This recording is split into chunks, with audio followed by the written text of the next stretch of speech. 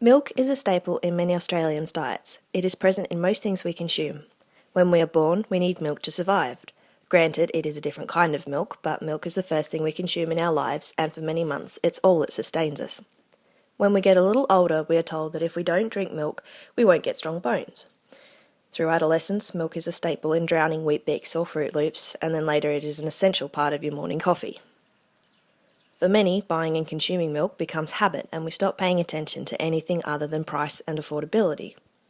Many will shop in major supermarkets for the largest jug of milk for the smallest price. I know I do. In my house we go through 3 litres every 1 to 2 days. But what effect is this having on the dairy industry in Australia? Very few, when reaching into the fridge in a supermarket surrounded by walls and walls of dairy products, stop to consider how their individual small-scale choice impacts a large industry. So where does the dairy industry in Australia stem from? It stems from 2 bulls and 7 cows that survived the journey from merry old England to New South Wales in 1788 as part of the First Fleet. Within 6 years, those 9 animals became a herd of 61. Thanks to breeding and importing, the population grew to 322 bulls and 712 cows by 1800. In 1805, Dr. John Harris built Sydney's first commercial dairy. In 1891, there were almost 1 million dairy cows in Australia. By 1900, there were hardly any Australian townships that did not have its own fresh milk supply. The importance of milk as a staple in diet has always been perceived. However, growing knowledge of the benefits of milk in development of children became a major factor to prompt the free milk scheme in schools. The free milk scheme originated in Britain in the mid-1920s, though it didn't successfully reach Australian schools until the early 1950s. In 1941, the British Medical Association's Dr. Noel Gutteridge proposed a scheme to provide a ration of half a pint of milk daily to school children, as milk doubled the normal growth rate of children and had positive effects on behaviour at school, athletic prowess, absenteeism and dental health. In December 1950, the Commonwealth State Grants Milk for School Children Act was passed.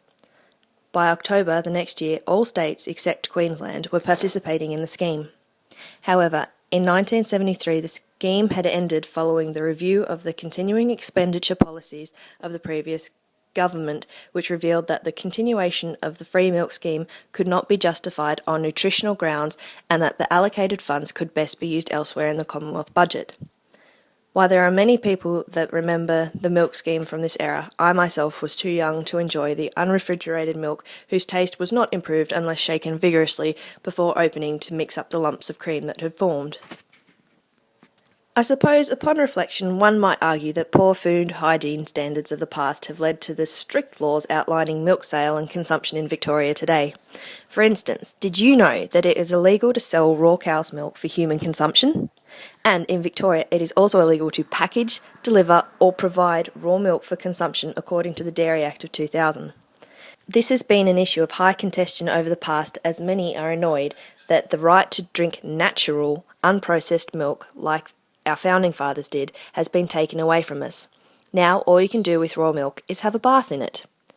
No, seriously, that's not a joke. It can only be sold for cosmetic purposes nowadays. If you're silly enough to try and sell raw milk, you face a fine of around $60,000. Though this is arguably for a good reason, raw milk is milk that has not been pasteurised to kill bacteria that can be harmful to humans. It increases the risk of individuals acquiring gastrointestinal illness from pathogens. Such pathogens lead to an array of symptoms, from an upset tummy to life-threatening illness.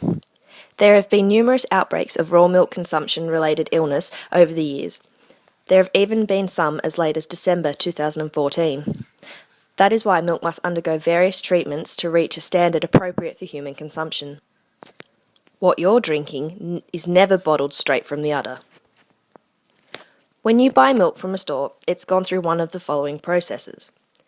Practically all milk in Australian shops has undergone homogenisation.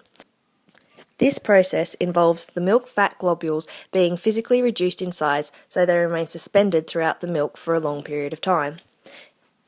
This is the process that stops the cream from separating out and gives the milk a more even colour. Unhomogenised milk is the milk you find with a creamy layer on top. Pasteurised milk is milk that has been heat treated to kill bugs and prevent spoilage. On an industrial scale, where milk has been collected from different farms, all milk must be pasteurised to prevent contamination. Long-life milk is milk that has been pasteurised using an ultra-high temperature, or UHT method. Like the name suggests, this is the type of milk that can be stored for months without refrigeration. Skim milk is simply milk made by removing all the cream from the whole milk.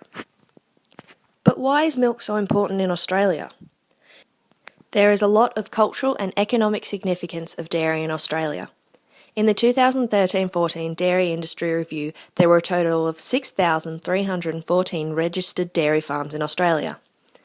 Dairy is Australia's third largest rural industry. The dairy industry employs 43,000 people directly and many more indirectly in areas such as transport and distribution activities, research and development projects. So is this industry sustainable? In terms of land and environment, the industry is making headways by constantly implementing and updating strategies to make dairies more efficient and sustainable. The Dairy Industry Infrastructure Framework Progress Report for 2013 reveals that there are a total of 11 targets to improve the sustainability of the industry.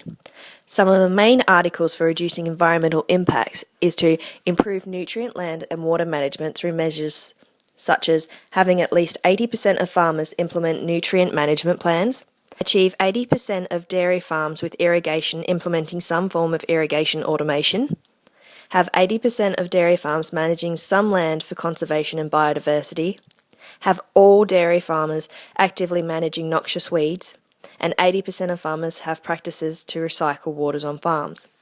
Another target is to reduce the consumptive water intensity of dairy manufacturers by 20%, to reduce greenhouse gas emissions intensity by 30%, and finally reduce waste to landfill by 40%. But what about the milk market? A quick investigation into the dairy market reveals that during 2014, milk production in Victoria was recorded at 6,123 million litres. In the same year, consumption of milk was recorded at 105.7 litres per capita. Packaged milk sales were recorded at 622.2 million litres. But wait, what about the milk war? Let's go back in time. All the way back to 2011, when Coles introduced their Down Down Prices Are Down campaign. Coles discounted its home brand milk to $1 per litre. Naturally, this sparked a milk war with other supermarkets. Woolworths quickly followed the $1 per litre trend. Now, for these major markets, it didn't seem like a big deal.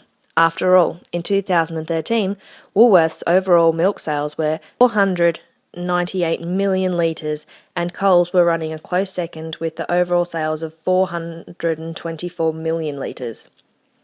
Aztec data for 2011 revealed that Woolworths' overall milk sales were up 3.7% but down 3% in value.